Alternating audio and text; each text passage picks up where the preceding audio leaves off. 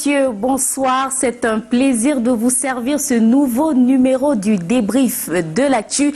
Et pour cette émission inaugurale de la semaine, nous allons parler football au lendemain de la finale de la Coupe du monde de football qui vient de s'achever du côté du Qatar avec une affiche mythique. La Coupe du monde 2022 au Qatar vient de se terminer sur un sacre argentin. L'Albi Céleste sacrée pour la 3e fois championne du monde à l'issue de tirs au but. 4-2 face au tenant du titre, l'équipe de France de Didier Deschamps. L'heure est donc au bilan pour les 5 équipes africaines ayant pris part à cette compétition, à savoir le Maroc, le Cameroun, le Sénégal, la Tunisie et le Ghana. Quelles leçons pour le continent au lendemain du plus grand rendez-vous footballistique? Telles sont les grandes questions au cœur de ce débrief.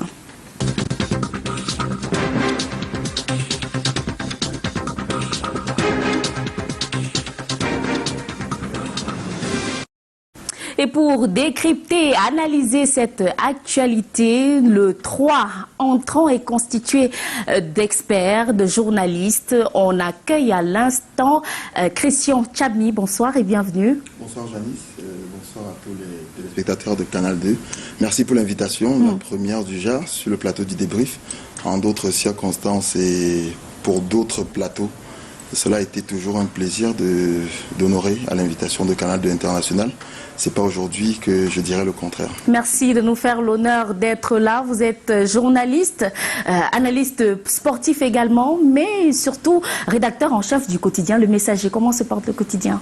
Le Messager se porte bien. Nous amorçons la dernière ligne droite vers la trêve parce qu'après une année, étant donné que nous sommes quotidiens, c'est pas évident de remplir la mission d'informer le public 5 jours sur 7 avec les séances de bouclage qui finissent très tard. Donc en fin d'année, nous avons des organismes éprouvés.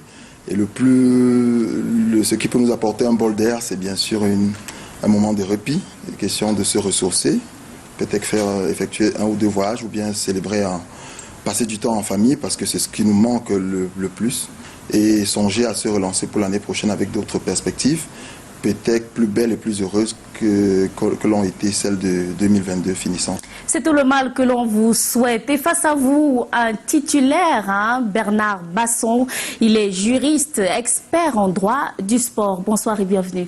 Bonsoir Janice, merci pour l'invitation, la deuxième du genre dans le débrief de l'actu. Ouais, on emprunte un peu au jargon sportif pour vous accueillir dans cette émission avec de belles couleurs ce soir. On espère qu'on aura votre point de vue, un œil à serrer en tout cas en matière d'analyse de ce qui est des leçons à tirer de cette Coupe du Monde. Je l'espère aussi. Et le troisième dans cette émission, c'est Hugo Bassoken.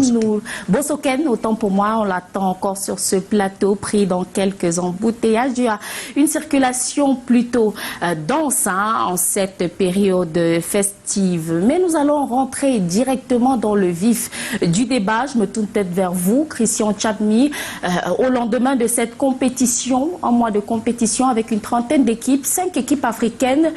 Qu'est-ce qu'on peut retenir de la participation de ces équipes-là? La fierté et la grosse surprise de ce mondial sur le plan africain, c'est le Maroc. Malheureux conquérant pour la 3e place finalement par la Croatie.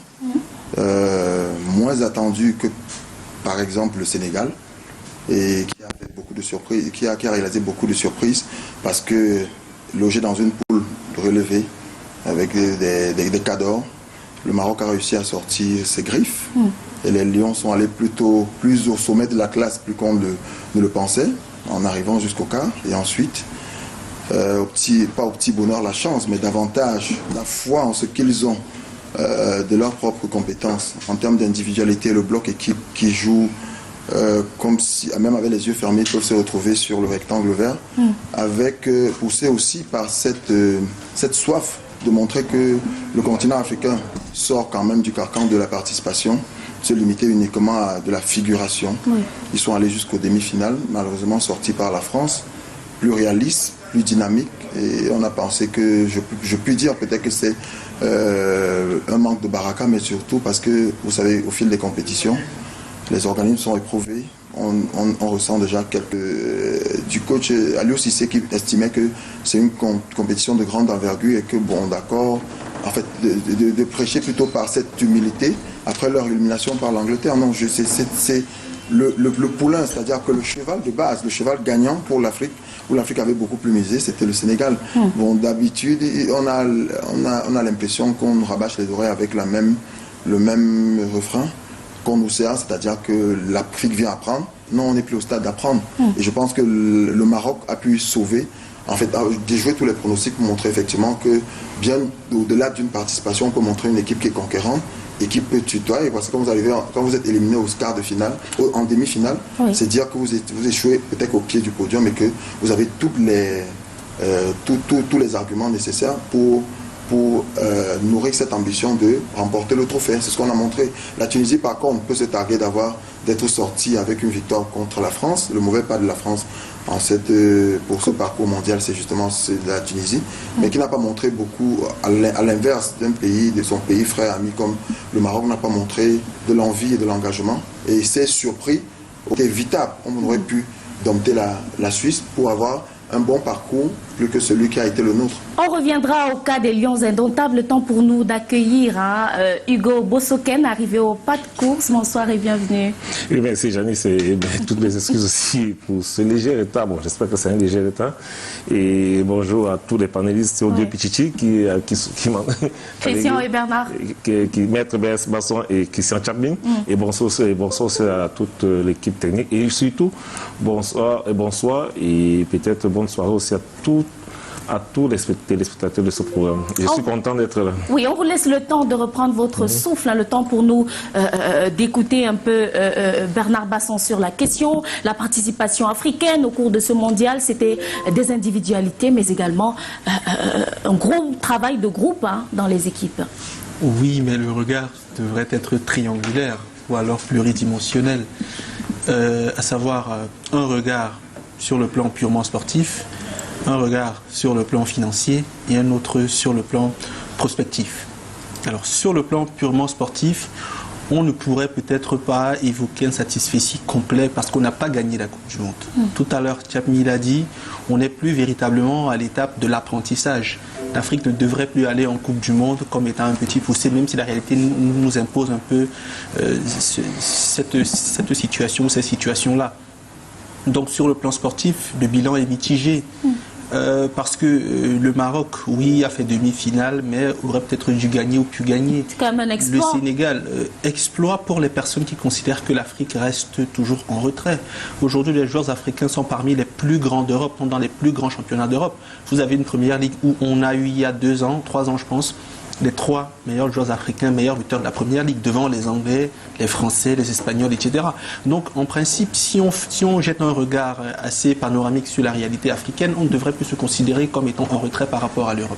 Ça, c'est mon avis. Même si, sur le plan de la tactique ou sur le plan de la stratégie, on reste quand même un peu en arrière, parce que, comme on le dit souvent, la guerre, c'est le plan. Et je pense que dans cette Coupe du Monde, les Africains ont manqué de plan. Tout à l'heure, également, Chapil a dit, le Sénégal, par exemple, a manqué d'humilité face à l'Angleterre. Vous avez une sélection anglaise qui, physiquement, est sans doute la plus forte au monde actuellement, vu leur championnat. Lorsque vous venez jouer contre l'Angleterre, vous venez jouer en bloc bas.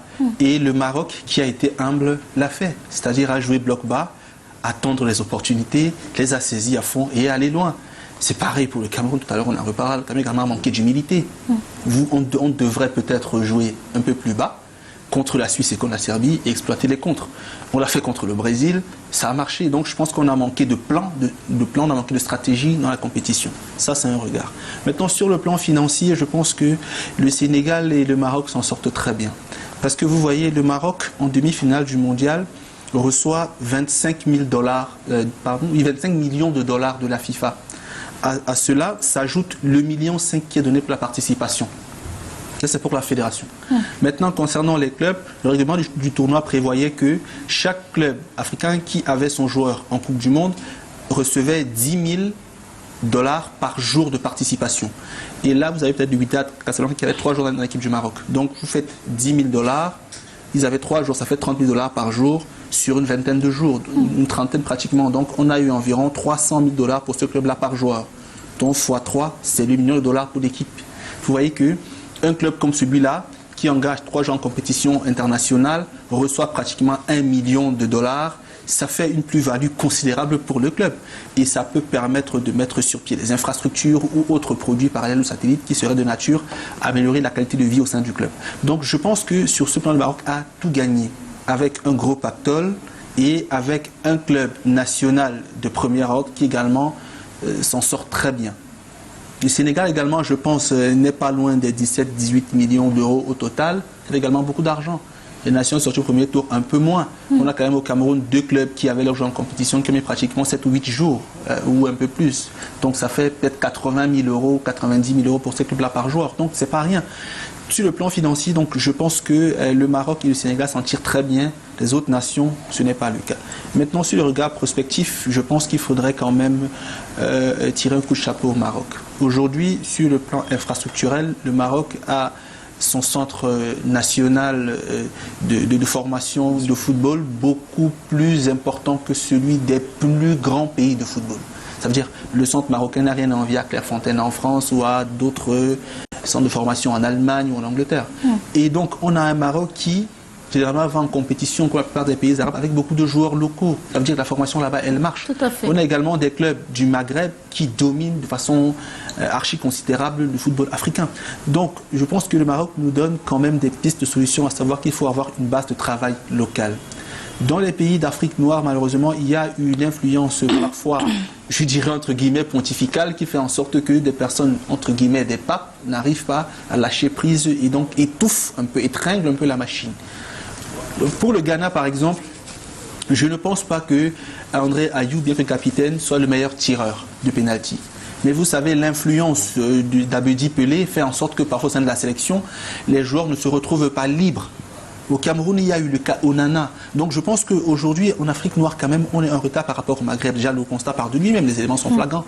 Donc, techniquement, si financièrement parlant, le Maroc et le Sénégal s'en sortent très bien, je pense que stratégiquement parlant et surtout de façon prospective, il faudrait que l'Afrique noire apprenne de ces cas-là. Hugo Bossoken, on va vous écouter sur la question du parcours et des performances des équipes africaines à cette Coupe du Monde.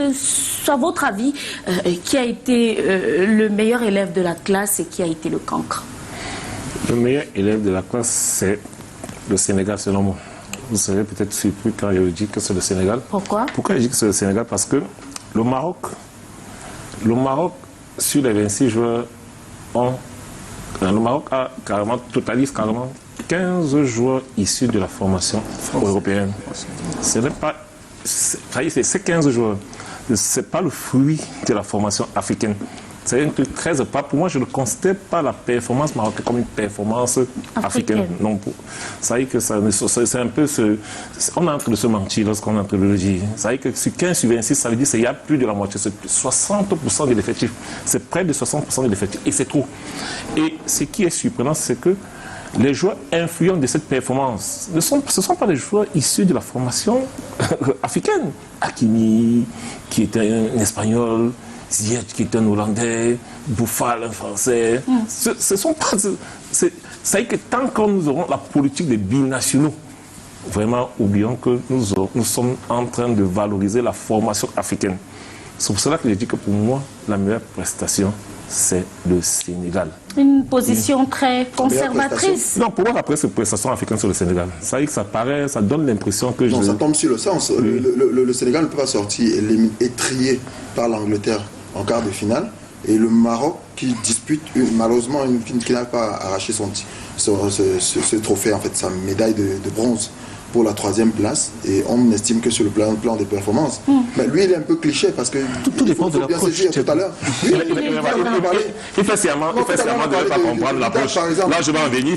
J'ai parfaitement... Non, tu ne comprends pas. Mais je dis bien, et tout à l'heure, Bernard Basson l'évoquait, le Maroc, on ne peut pas penser aujourd'hui qu'en termes... Parce que s'il faut être prêché pour la nationalisation peut-être de l'effectif ou du collectif. Non, je ne parle pas de la nationalisation. C'est pour ça que je dis que je suis dans une approche. Tu as parlé de la binationalisation.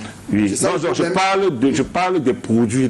C'est de ça qu'on... Le label de formation. Mais c'est un peu craché sur ceux qui ont des centres de formation. Le Maroc même le Sénégal dont je fais allusion, il y a des joueurs qui sont issus de la formation européenne. Mais sauf que ce n'est pas le même nombre. Ici, je fais allusion pourquoi au Sénégal. Pourquoi? Parce que les joueurs influents sénégalais sont d'abord issus de la formation sénégalaise avant de migrer vers l'Europe. Or, ici, pour le cas du Sénégal, l'ensemble de l'équipe, les joueurs influents, ce sont essentiellement des Européens. Hakimi, c'est l'espagnol. Donc ça, c'est donc sur l'architecture.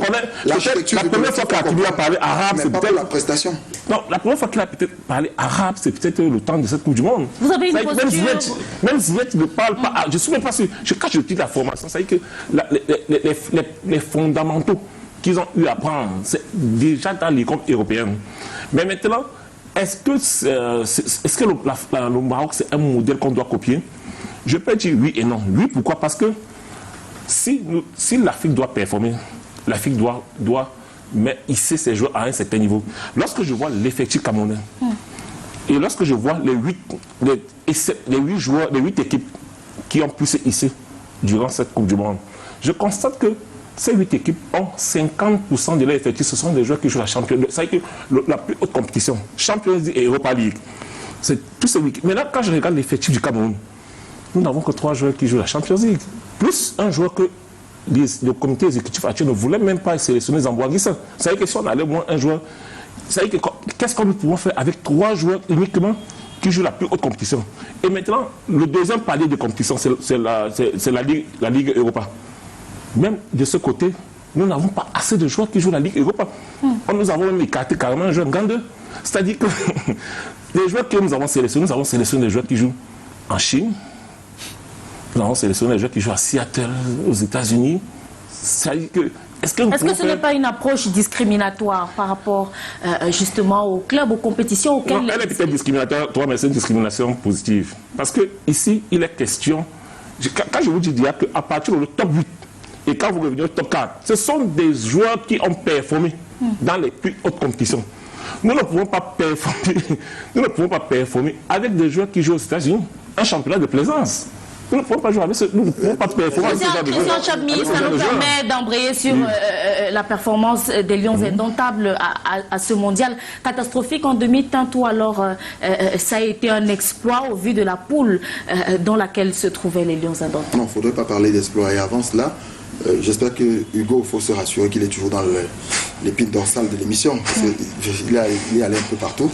Je conviens avec vous, et c'est d'ailleurs ça, je pense que le thème, c'est bien le bilan. C'est-à-dire qu'on tire les leçons de la participation des 5 équipes africaines au mondial. Tout à fait. Maintenant, il y a une participation qui veut être globale, parce que quand vous allez parler des tops et des flops de ce mondial, dans l'ensemble, je ne parle pas sur le plan africain, on parlera peut-être du Maroc comme la fierté. Maintenant, sur la technostructure, sur l'architecture du collectif, ou des joueurs convoqués en fonction du leadership que peut inspirer peut-être un centre de formation ou des centres de formation avec des produits qui sont mis à contribution pour la sélection nationale, ça c'est un autre débat. On y arrivera peut-être dans les leçons. Maintenant, sur la participation des Lions, non, j'ai dit qu'il ne fallait pas se satisfaire et prendre cela comme un trophée de guerre, parce qu'on a vaincu le Brésil au dernier match avant d'être battu, parce que le miracle attendu lors de la confrontation entre la Serbie et la Suisse qui se jouait au même moment n'a pas été réalisé, c'est-à-dire que voir la Suisse,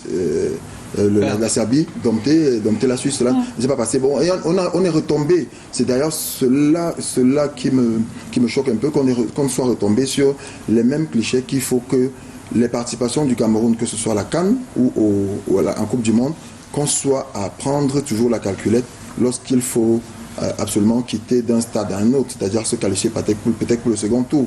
La victoire, elle est belle, celle du Brésil, in extremis, lorsque vous voyez à quel moment Vincent Baka a inscrit ce but d'anthologie, on peut le dire, mais c'est pas avec ça qu'il faut se contenter, c'est pas avec ça qu'il faut se réjouir.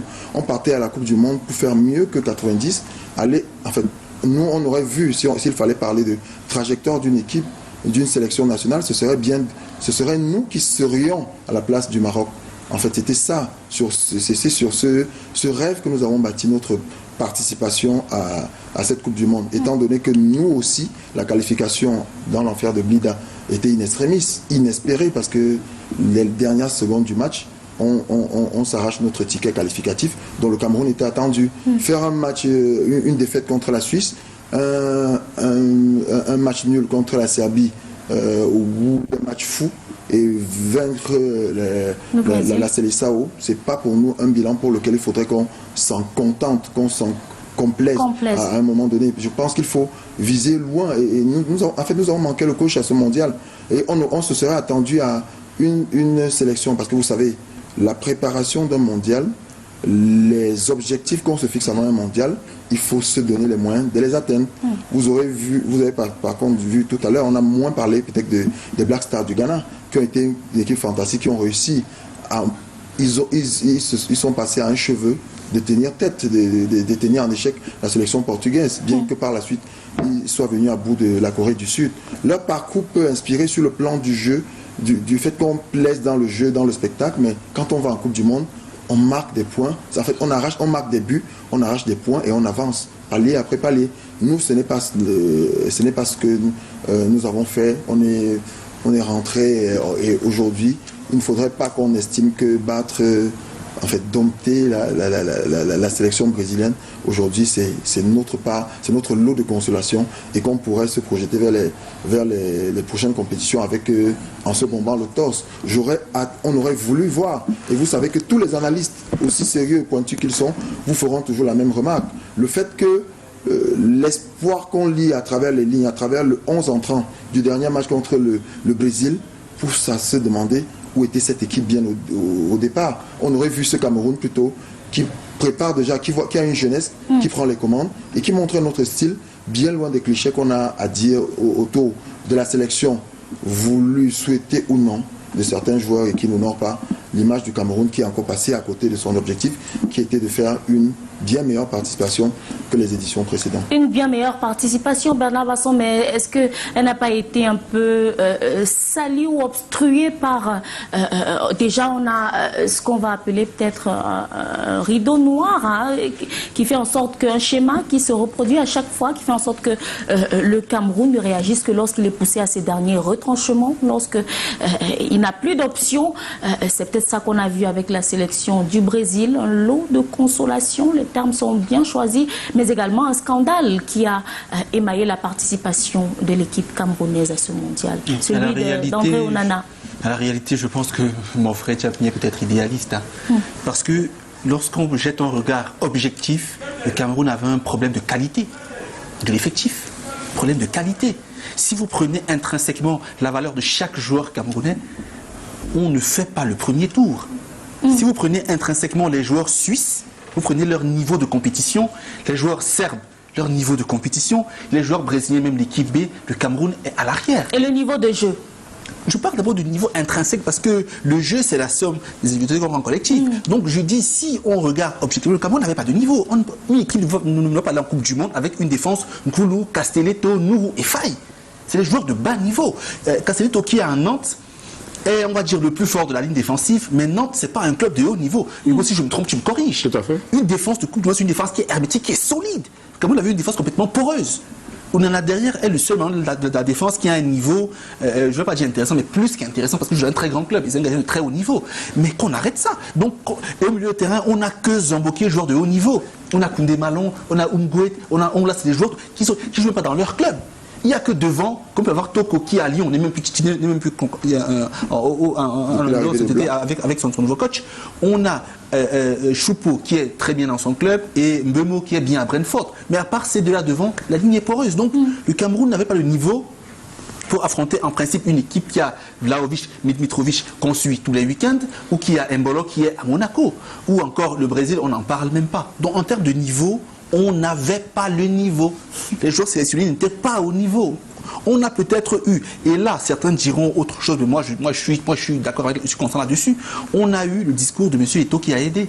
Au moins il dit aux jeunes, allez gagner. Oui. N'allez pas en victime résignée. Ça au moins ça compte. Mais en termes de niveau, on n'a vraiment pas à dire qu'on espérait plus. Battre le Brésil, pour moi, ça a plus été, je sais pas, quelque chose qu'on a obtenu vraiment au trip, à l'arraché, au sang, à l'énergie, à la sueur, mais c'est pas quelque chose qu'on peut dire qu'on a mérité dans l'ensemble. Le match était équilibré et dur, on a donné notre âme sur le terrain et puis voilà, on a gagné. Maintenant, pour revenir sur un élément que je ne veux pas omettre au cours de l'émission, c'est qu'il faudrait encore rester objectif. Le Maroc a brisé le plafond de verre du quart de finale. Mais pour les 4 prochains mondiaux, on n'ira pas plus loin. Pourquoi? La Coupe du Monde met en jeu environ 235 milliards de dollars depuis 2018. Pardonnez-moi le terme, hein. Les Blancs organisent leur business. Les Africains ne le prendront pas, je suis désolé. Ça, c'est pour être objectif. Donc, le Maroc est allé où on devait s'arrêter. Même à l'arbitrage, même à la fraude, même au virus, même aux maladies, le Maroc n'allait pas aller en finale du mondial. Je dis, les Blancs le savent. C'est un peu comme, depuis le début, tout le monde savait que apparemment les Qataris voulaient récompenser Messi. Ça peut être une affabulation, ça peut être une théorie du complot. Oui, une théorie complotiste ou conspirationniste, mais à la réalité, il y a bien des arrangements comme cela. L'Afrique n'a pas de club qui peut influer l'échiquier du football mondial. L'Afrique n'a pas de dirigeant qui peut influer le football mondial. L'Afrique n'a pas de moyens pour influer le football mondial. L'Afrique, par conséquent, n'a pas de footballeur Ballon d'Or, n'a pas de marque comme Achille Sopouma qui influe le football mondial. Donc, en principe, on joue à l'énergie, il y a les arrangements derrière qui sont au-dessus de nous. Donc, clairement, pour le moment, n'espérons pas gagner la Coupe du Monde. Espérons y aller et réaliser de belles performances. Ça, c'est pour être purement sportif. Mais je vous assure que pour une telle compétition, l'aspect financier est le plus important. Également, l'aspect du lobby. Vous avez vu la guerre entre le lobby LGBT et le lobby arabe. Tout ça, c'est des choses qui apparaissent, qui émergent. Donc, clairement, je pense que le Maroc doit se complaire de son parcours.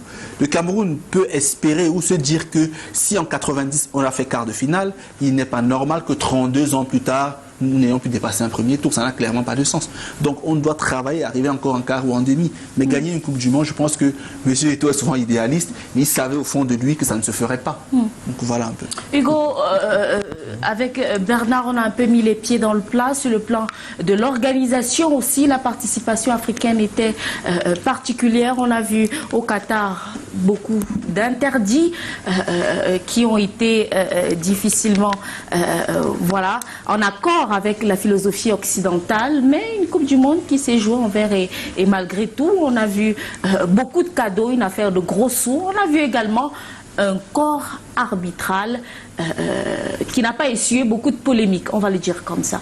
Oui, elle a pas essuyé beaucoup les polémiques parce que de ce côté-là, la direction technique de l'arbitrage de la FIFA fait des efforts, fait beaucoup de recherches et fait des propositions et des nouvelles recommandations. D'où cette nouvelle recommandation et j'espère que ça sera applicable au Cameroun dès le 20, c'est-à-dire à partir de demain, à partir de mercredi, lors de la reprise, 21 décembre, lors de la reprise du championnat, avec ces temps additionnels vraiment très rallongé où vraiment durant cette Coupe du Monde j'ai vu des équipes jouer vraiment 45 minutes parce qu'avant vraiment le football on ne jouait pas 45 x 2, on jouait parfois 20 x 2 et il y avait des équipes spécialistes de tête, de temps. Maintenant, c'est le chrono arrêté. Est-ce que c'est ça qui a fait la différence dans... Non, ça y est pour beaucoup. Beaucoup de buts ont été marqués. Beaucoup de buts ont été marqués grâce à ça. Ça, il ne faut pas le dire. Ça veut dire que s'il n'y avait pas ça, c'est que l'Argentine bat la Hollande par 2-1. Déjà, voilà un cas. S'il n'y avait pas, par exemple, ce genre de rallonge, s'il n'y avait pas le chrono arrêté, l'Argentine bat la Hollande par 2-1. C'est qu'il n'y a pas le fameux deuxième but de la Hollande, par exemple. Ça, c'est un cas. Parce qu'avec ce chrono arrêté, nous n'aurons plus... Peut-être que si on avait fait ça il y a 12 ans avant, peut-être un entraîneur comme Mourinho n'allait pas jamais remporter le Champions League. Peut-être. Hein? Ou bien Simeone n'avait pas fait ce qu'il fait avec Atlético de Madrid. C'est que ce genre d'entraîneur qui joue avec le chrono arrêté, qui font coucher les joueurs pendant 10 minutes et peut-être n'allait pas avoir ça. Un autre élément qui a aussi aidé, qui a rendu aussi cette Coupe du Monde attrayante, c'est que, et c'est pour ça que je dis que les prochaines Coupes du Monde seront difficiles. Cette Coupe du Monde s'est jouée en début d'une saison sportive. Ce qui est rare. C'est-à-dire quoi? Nous avons joué cette Coupe du Monde, à peine nous avons fait 2 mois du début de saison. C'est-à-dire que les joueurs avaient encore une certaine fraîcheur physique. C'est la première fois que nous avons joué la Coupe du Monde en début de saison. D'habitude, nous avons souvent des Coupes du Monde où les stars ne répondent pas présents parce que nous jouons généralement au mois de mai-juin. Et généralement, à ce moment, les joueurs n'ont plus la fraîcheur physique. physiquement, sur le plan athlétique, il y a cette forme des joueurs. C'est pour cela que cette dernière Coupe du Monde, depuis que la Coupe du Monde a pris un peu une connotation business, c'était difficile de voir certains exploits des joueurs. Mais hier, avec la finale que nous avons vue hier, où nous avons vu 2 stars du football mondial reprendre présent. C'est-à-dire que c'est dû au fait que, justement, on joue en début de saison. Et c'était aussi dû au fait aussi que, dans les techniques d'arbitrage, si vous avez remarqué bien, la gestion de certaines actions dans le wait and see, c'est comme ça qu'on appelle ça dans le jargon camerounais, il y a certaines actions qu'on laisse couler jusqu'à la fin, qu'on ne siffle pas tôt, parce qu'il faut laisser couler jusqu'à la fin, comme par exemple le fameux but de Messi hier. On a laissé passer l'action jusqu'à la fin. Or, dans un autre contexte, on allait voir peut-être le drapeau s'élever un peu tôt et peut-être le but ne pouvait pas entrer et on allait voir un autre match. Et j'aimerais revenir aussi un peu sur justement la planification, parce que vous savez, pour gagner, si le Cameroun, si l'Afrique doit remporter la Coupe du Monde, ça se planifie. Parce que dire que on va jouer 7 matchs, c'est pas une planification, ça, c'est pas un projet. Oui. C'est pas comme ça qu'on fait un projet sportif. C'est pas dire, ça c'est un slogan. C'est un slogan, c'est un rêve. Ça s'arrête sur le rêve là. Nous, le Cameroun, nous avons une occasion maintenant, nous avons 4 ans pour préparer la prochaine Coupe du Monde. Commençons dès maintenant. Il ne s'agit pas de venir ici, de rentrer ici, faire uniquement des réunions avec les présidents des clubs de première division. C'est pas ça la préparation d'une Coupe du Monde. Ouais. J'invite le président de la fédération, viens faire des réunions avec les présidents du club au niveau de la base. C'est comme ça qu'on prépare la performance à 4 ans. Parce que venir s'asseoir ici et pas faire uniquement les réunions, uniquement par le toit, uniquement par l'équipe, la sélection nationale, et on oublie les U20, on oublie les U17, on oublie la base. On revient à la Coupe du Monde, Hugo.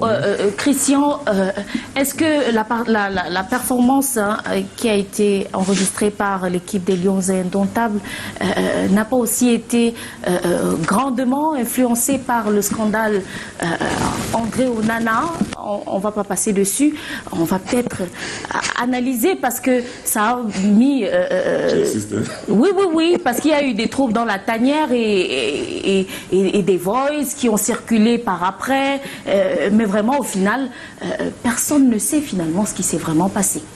Oui, c'est vrai, parce que vous savez que personne de nous ici sur le plateau, sauf à croire qu'il y a des gens qui ont des relais au sein de la tanière, qui vous auraient dit avant 8h30 ou 9h que André Onana n'était pas titulaire dans les goals, non pas parce qu'il aurait un malaise ou une indisponibilité sur le plan physique, mais davantage pour reprendre la formule qui est jusqu'ici répandue pour je crois que c'est faute disciplinaire. On a parlé des disciplines.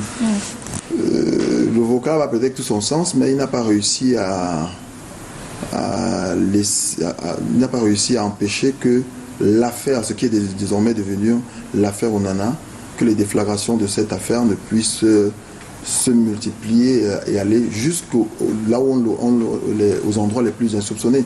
On a eu tout un tohu-bohu autour et la gestion de la communication autour de l'affaire n'a pas permis à ce qu'elle se tasse, qu'elle meure de sa belle mort, mais a plutôt amplifié avec des rebondissements et des métastases au fur et à mesure jusqu'à ce jour.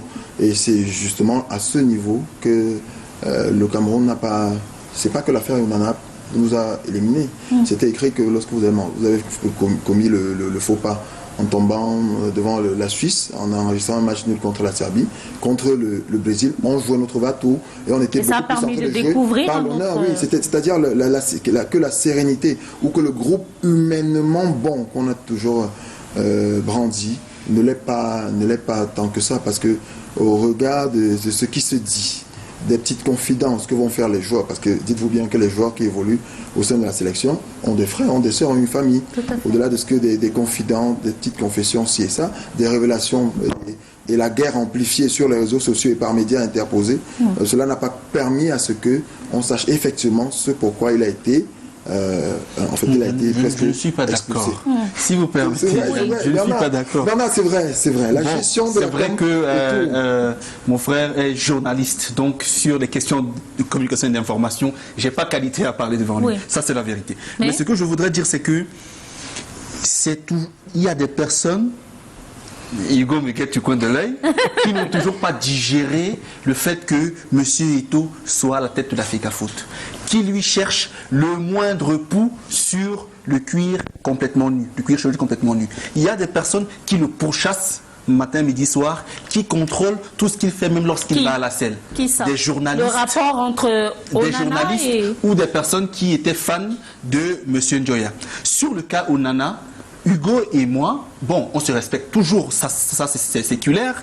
On a eu à discuter pendant presque 40 minutes dans un forum, où je lui faisais comprendre que ce soit sur le plan juridique, je peux soutenir, ou sur le plan sportif, je peux soutenir. Onana, il a complètement tort, il n'y a pas de cas Onana.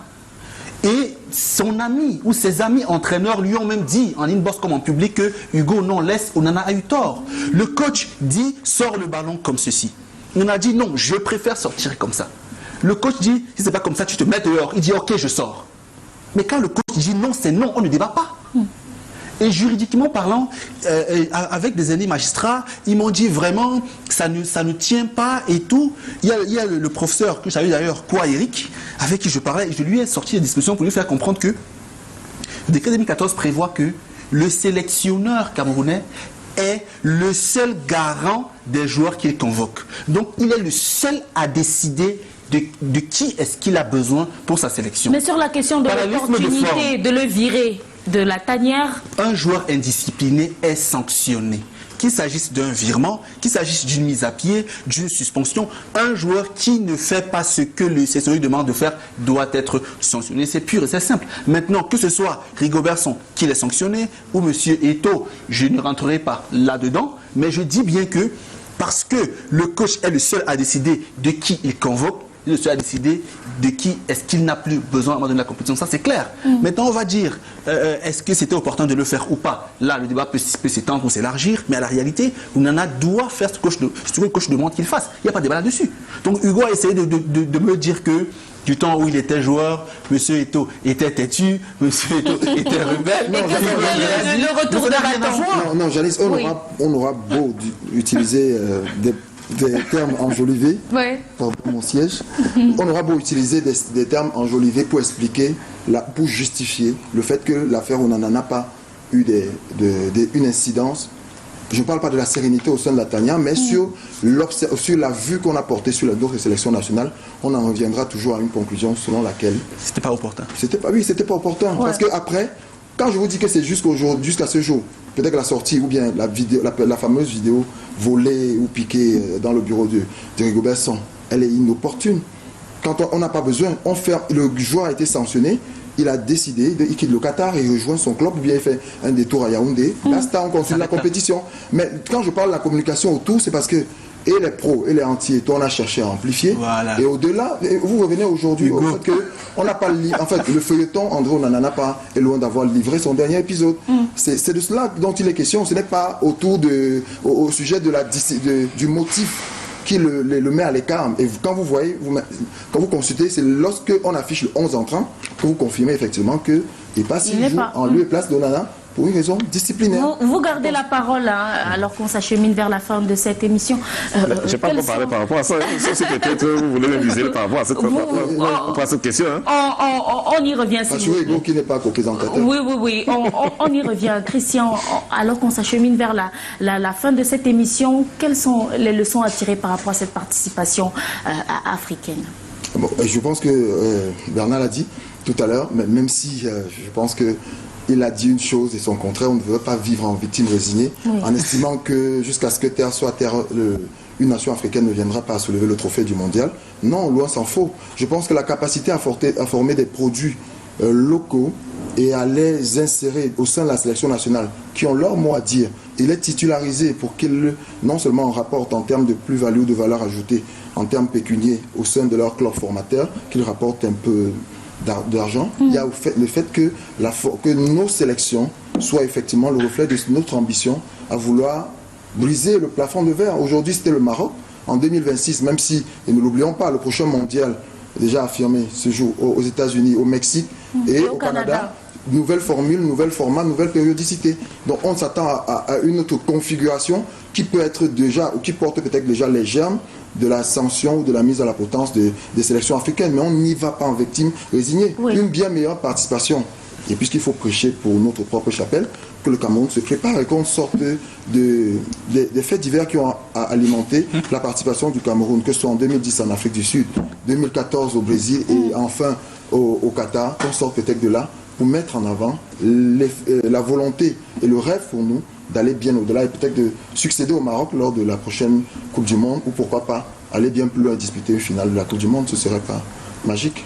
Hugo, you have the floor. Vous souhaitiez vous prononcer sur la question Onana, mais après, peut-être cet exercice-là, est-ce que le chantier titanesque qui a été entamé par le président de la FECAFOOT en ce qui concerne le football camerounais est de nature à nous préparer véritablement pour la Coupe du Monde prochaine? D'abord, vous savez, lorsque le président actuel de la fédération jouait au FC Barcelone, j'ai revu un sketch d'une émission hier qui passait à Ben Sport où il était invité par Alessandro Ruiz, où lui-même était en train d'expliquer qu'il a fait toute une saison d'indiscipline, dans tous les sens, toute forme de discipline, lors de la saison 2008-2009, avec sous la houlette de Pep Guardiola, où lui-même expliquait, lorsque Guardiola lui demandait de faire tel déplacement, il expliquait que lui doit faire le contraire. Et il a fait cela pendant toute une saison. Il expliquait, donc ça veut dire que lui-même a fait preuve d'indiscipline pendant toute une saison. Bon, ça veut dire quoi? Ça veut dire que c'est ça les joueurs talentueux. Un joueur talentueux peut se permettre de faire certaines indisciplines. L'indiscipline d'un joueur talentueux c'est autorisé. Permettez-moi, c'est autorisé, c'est toléré. Mais sur cette question, il avait été clair avant même. Ça dépend de la façon de gérer. Non, il y a un management pour gérer ça. Non, je dis bien qu'il y a un management pour gérer cela. Il faut avoir un niveau d'entraînement du style Pep Guardiola pour savoir gérer ce genre d'indiscipline des joueurs talentueux. Le prochain sélectionneur de Lyon, et malheureusement, ici au Cameroun, le président de la fédération n'a pas constitué un staff pour permettre de gérer ce genre d'indiscipline. Rappelez-vous qu'en 2008, il y a 2 joueurs à la veille du match de la demi-finale Cameroun-Ghana. 2 joueurs ont bagarré toute la nuit. À votre avis, il aurait dû faire quoi? 2 joueurs. Vous savez que cette année-là, l'équipe de l'époque, l'équipe Ia Mohamed de l'époque de la FECAFOOT a su gérer ça. Ils ont su gérer ces cas d'indiscipline. Ils auraient dû faire quoi? En faisant quoi? Le lendemain, quand j'ai appris qu'il y a eu l'affaire en Donald, j'ai compris que l'équipe actuelle, le comité exécutif actuel ne sait pas gérer ce genre de choses. Ils auraient dû faire quoi, Hugo? Cet exécutif aurait dû mettre un stratagème pour savoir encadrer ça, cette indiscipline. Par exemple, comme tout à l'heure, Christian Tchami qui est dans une posture parce qu'il est journaliste, c'est vrai, mais là, il n'est pas dans une posture de journaliste, il est dans une posture de communicateur d'un groupe précis. Ici, qu'est-ce qui se passe? J'ai peut-être manqué de consulter le conducteur. J'étais communicateur. Non, tu es dans une posture de communication. Tu fais de la communication là. Tu fais de la communication. Donc, ici, qu'est-ce qui se passe? Lorsqu'on suit la vidéo de Rigobert, oui. Mais on constate que ce n'est pas Andrew Onana qui s'est auto-exclu du groupe. On constate que c'est plutôt... Rigo le dit dans la vidéo, qu'il a donné des instructions au coordonnateur de partir. Or, c'est contraire, c'est qu'on nous a fait croire que c'est plutôt Andrew Onana qui a décidé de partir. C'est parce que vous comprenez un peu les 2 sons de cloche qui sont carrément opposés, diamétralement opposés. Oui, ça vous dit à quel point le comité exécutif actuel n'a pas su rendre de ce groupe humain. Bon, parce que même lorsqu'on n'a pas de bons joueurs, qu'est-ce qu'il faut? Qu'est-ce qu'il faut? Il y a 2 choses pour se préparer. Pour 2026. Soit nous arrangeons à avoir des joueurs d'un bon niveau, à défaut de ne pas avoir des joueurs d'un bon niveau, ayant au moins un entraînement d'un bon niveau. C'est ce qui s'est passé avec eux. Nous, avec le CAN en 2017, quand nous avons gagné la CAN, nous avons eu un entraînement de bon niveau avec des joueurs de petit niveau. C'est comme ça que ça se passe. Bernard Basson, quel est le potentiel du Cameroun pour la Coupe du Monde 2026? Lorsqu'une coupe est close, on se prépare directement pour la suivante. Généralement, les grandes compétitions reposent sur des projets. On se repose sur des projets. Ça veut dire, on peut dire projet 2026 ou projet 2030. Moi, je pense qu'on devrait... 7 matchs. Moi, je pense qu'on devrait plutôt miser sur la Coupe du Monde 2030. Parce que 4 ans, c'est trop juste. Parce que le Cameroun, actuellement, en termes de football, c'est un boxon total. C'est un fatras général. C'est-à-dire il y a du désordre à tous les niveaux. C'est vrai que M. Ito essaie de taper du poing sur la table pour que les choses se redressent, mais ça reste encore difficile.